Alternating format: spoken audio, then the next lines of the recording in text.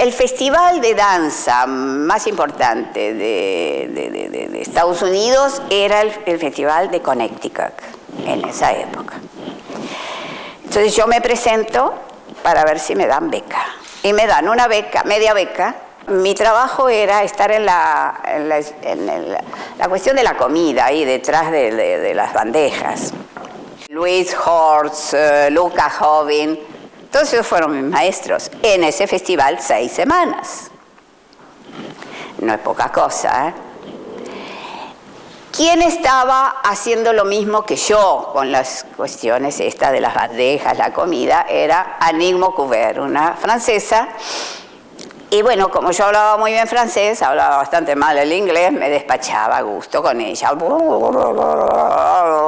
¿Qué pasa en París? Y ella me dice, venite a París. Yo dije, va, es la mía. O sea, al año y medio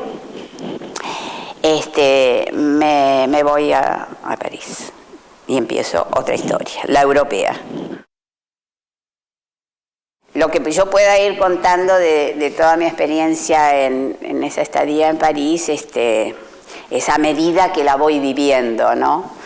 Pero el impacto fue la ciudad y tuve mucha suerte porque entré en la escuela, se llama Schola Cantorum, que es una escuela de canto y música y con un departamento de danza contemporánea, moderna. Hago espectáculos en el conjunto, en el grupo de Karine, que se llamaba Le Ballet Contemporain. Entonces todo era un ida y venida. Estaban las galerías de arte, estaban los conciertos, estaba el Teatro Dion, estaba toda la movida del Quartier Latin de los estudiantes. Entonces Annick, Graciela Martínez, que era una bailarina argentina becada en la Schola Cantorum. Llegaban muchos extranjeros becados a la escuela esta, bailarines de Alemania, de Austria, de España, de Latinoamérica. Y yo era el pájaro raro que venía del Uruguay, pero vía Nueva York. Y a mí me había interesado mucho, me interesó mucho lo que hacía Yvonne Rainer y Simone Fort y toda esta gente. Entonces yo tenía todo eso y decía, la danza en mí, ¿dónde sacarla? ¿Dónde ponerla? Entonces cuando llego a París y me meto en me zambullo en esto, bueno, me quedo ahí, ¿no? Y después hice una danza de un poema de Guillén y todo lo demás y bailaba así muy con las faldas, lo que sea, pero lo que a mí me seducía era esto, ¿no? Los happening. Entonces ahí me cruzo con Mario Handler, que se iba a Checoslovaquia, qué sé yo, estábamos todos cruzados de becas y no becas y qué sé yo, entonces me cruzo con él, que yo lo conocía de acá, de Montevideo, y le digo, Mario, ¿por qué no trabajamos juntos? Y en la Schola Cantorum me prestan el salón, la maestra me presta el salón y Mario con su cámara y yo con cosas experimentales mías de telas stretch. ¿Te acuerdas que comenté que me gustaba mucho las cuestiones de Alvin Nicolai, que trabajaba mucho los stretch y las...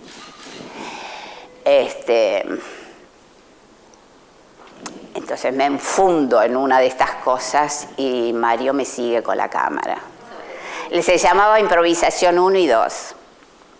Yo le llamaba, para mí, es una cosa casera totalmente, le llamaba la bolsa porque me metía dentro de una bolsa. Así. Los dos queríamos experimentar algo y dijimos, bueno, ¿qué hacemos? Bueno, él agarra la cámara, yo agarro mi bolsa y nos pusimos a improvisar. Bueno, fue muy lindo lo de Mario porque fue una experiencia preciosa, los dos improvisando, él con su cámara y yo con la bolsa. Y justamente en esa época llega Jodorowsky, yo creo que él ya había estado en París, pero bueno, cae así un poco como del avión, cae en París y ya arma un espectáculo y él lo llamó Efímero Pánico. Y era toda una historia bastante truculenta de su existencia. El asunto que nos llama a unos cuantos bailarines, unos por otros, Graciela Martínez, que era la argentina que venía de Córdoba, Anik y bueno, y varias que estábamos más o menos conectadas por esta mujer, Dina Magui.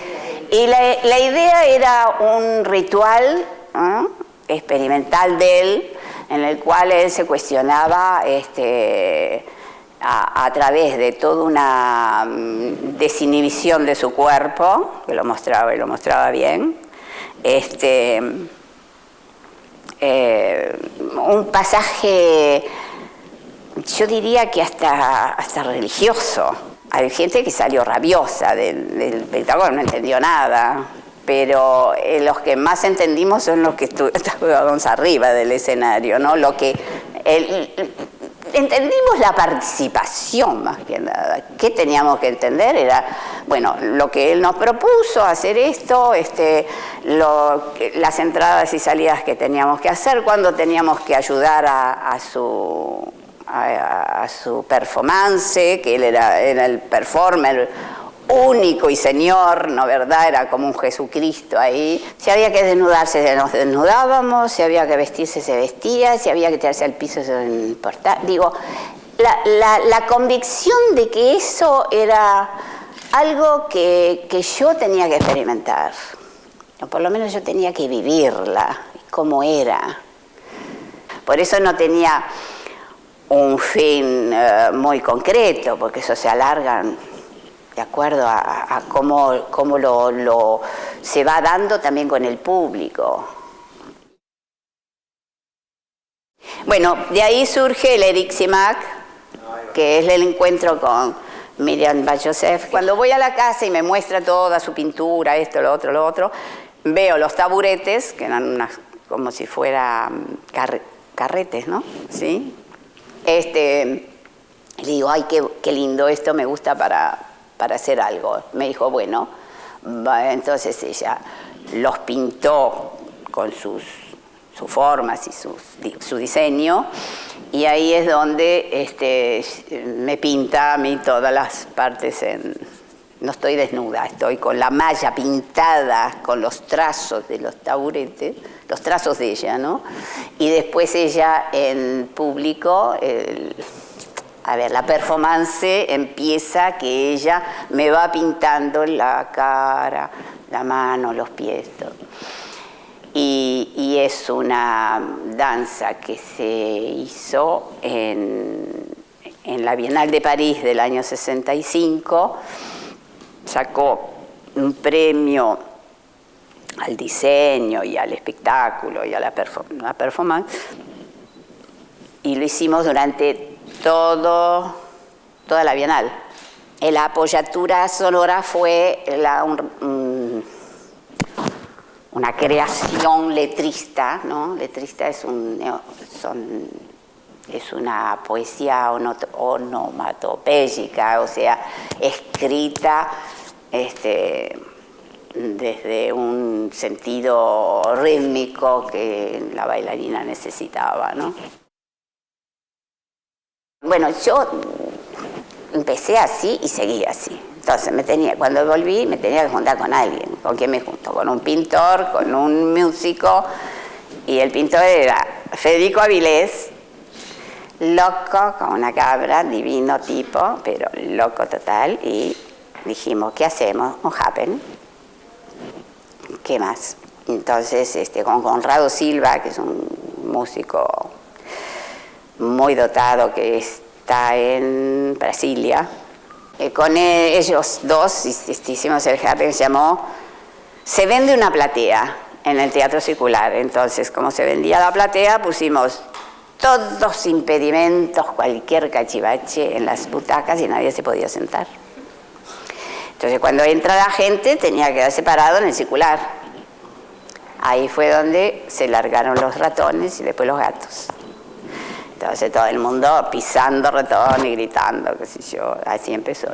Y bueno, y después habían episodios y cosas, hasta que se terminó con una mujer que estaba embarazada todo el tiempo gritando que iba a tener familia, qué sé yo, hasta que se